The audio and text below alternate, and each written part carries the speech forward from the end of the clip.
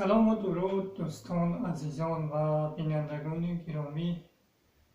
امیدوارم که همه کس خوب و صحت و سربلند باشید.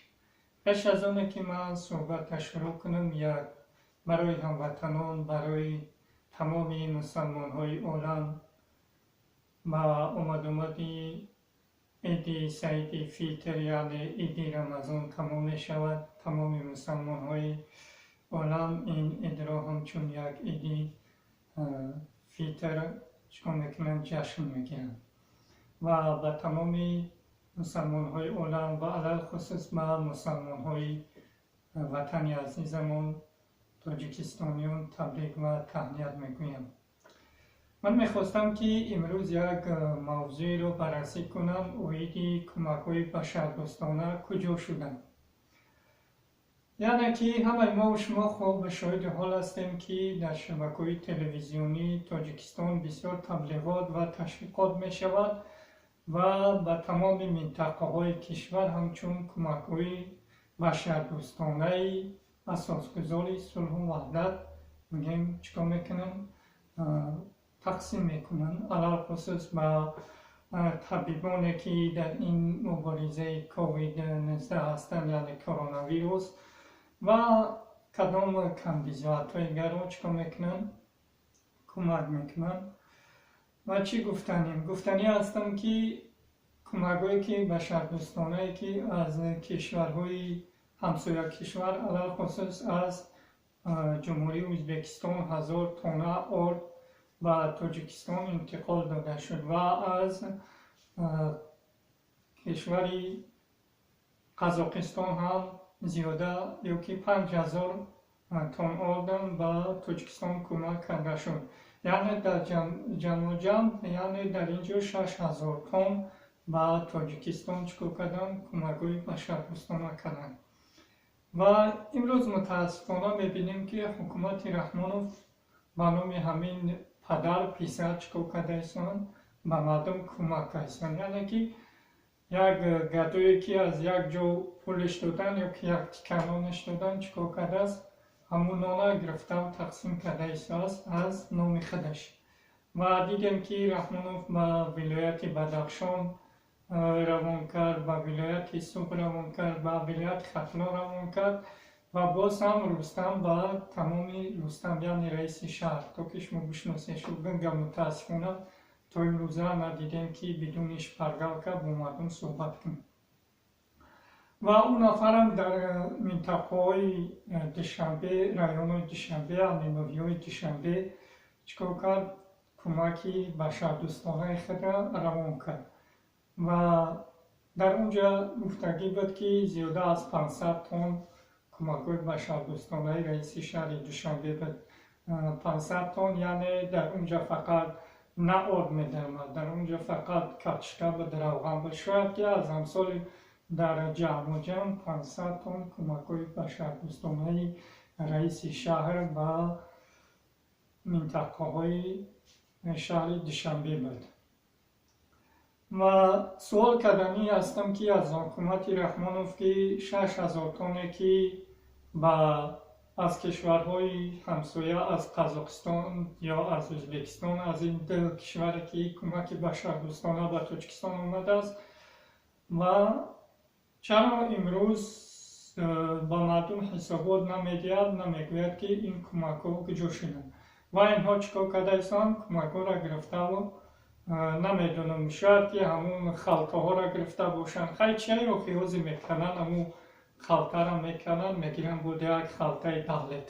10 کیلوه، 15 کیلوه، 20 کیلوه چکار میکنن؟ خلطه چشم میکنن، میبینیم که میبرن تقسیم میکنن با نام رئیس شهر یا که با نام پریزیدنت یا که با نام فلان صاحبکاری به اصطلاح دپوتات. ببینید که امروز دپوتات های ما هم حتی بگیم که چکار ایستان خیر کرده ایستان. دپوتات که اگر موافق سرقانون جمهوری تاجیکستان بگیریم، او دپوتات صاحب کار شدن نمیتوند. مدامی که یک نفر تاجر که باشد، اون نفر میتواند که به همون تجارت خودش چکار کنه، مشغول باشد، نه که برای هم صاحب کار باشه و هم وکیل مردمی باشه. از همین لحاظ من گفتنی هستم که دیگه به چشم مردم خاک نشه که چیزی که حقیقت است همون حقیقت به مردم پیشنهاد کنیم. مادامی که کمک خودتونه، کمک بشردوستانه خودتونه اعلام کنید یا که بیاره همون کویتانس یا چک به مردم نشان بده. یک پیشنهاد دیگه منم بیاره اگر که مثل که همین رحمانوف اگر خودش خریده باشه یا رستم یا صاحبکار کسی خریده باشه کویتانس یا چکش به مردم پیشنهاد کنه با طریق صورت است با طریق ویدیو است کویتانس یا چکش به مردم نشان بده که من از فلان مغازه نمی قطعان آرد خریدم یا روغن خریدم انا میارم چکار کردیم اومدیم به مردم تقسیم کردیم. مادامی که شما همچون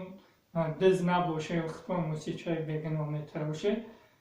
پس مرحمت بیاید همین توصیه ما رو پیشنهاد یعنی که همین پیشنهاد ما رو به مردم پیشنهاد کنه که تا که مردم شما را باور کنن. چون که اون چیزایی که دزدی بدن از خارج کشور بدن گرچنده که نشان دادیم پیش وقت داروهایی که از چین اومدگی بدن کمک‌های بشردوستانه چکار کرده گرفته صورت گرفته و آخری چکار که دقیق بردیم و با امبلینا را کنده و با گرفته در دیگه یشککا تقسیم کرده که کمک‌های بشردوستانه محترم رئیس شهر بود یا که اساسگذاری صلح و وحدت. و دیگه این بازی ها و مکرهای شما را فکر میکنم که تمامی مردم تاجیکستان فهمیده است و گرچنده که اگر که خیرم از کسی خطوام کنه یا که از جای خطوام کنه دیگه شما مثل همون افندی شده که پیشتر ما در یک نوار میگفته بیم افندی چکار کرد وقتی که با مردم چکار میکرد مردم هم میگفت که خانم سوخته است خانم سوخته است مردم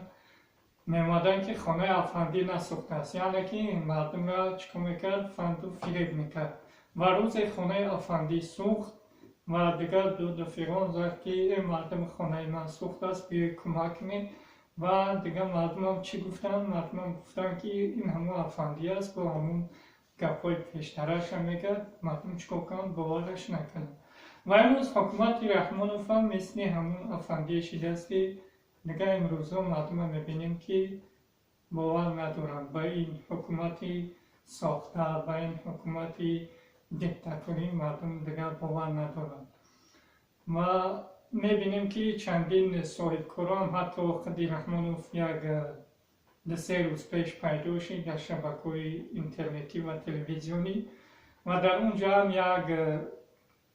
پیشنهاد کرد برای پیشگیری کرونا ویروس یعنی که همین بیمارخانه ها ساخته شوند و همون بیمارخانه ها هم با از که فرمایش داد که کسی که صاحبکار است بیایم بیمارخانه ساز کنن یعنی میخواهند که باز همون دپوتات هایی که صاحبکار هستند در جمهوری تاجیکستان باز همون ها یک چند قطعه های زمین یا که همون جاهایی که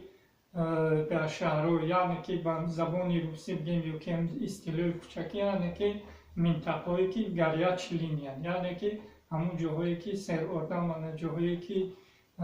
بیزنس خوب دارن همون را چکار میکنن هم منطقه را ضبط میکنن میگن که همین جمعه یک بیمارخانه برای پیشگیری کرونا ویروس یا که این اون ساز کنیم و اون زمین از ضبط میگیرن و چکار میکنن همون جا یک چارده ولا همونجا میکنن وقتی که این بیماری از من رفت بعد خیلی با خودشون میدونن و بیزنس خودشون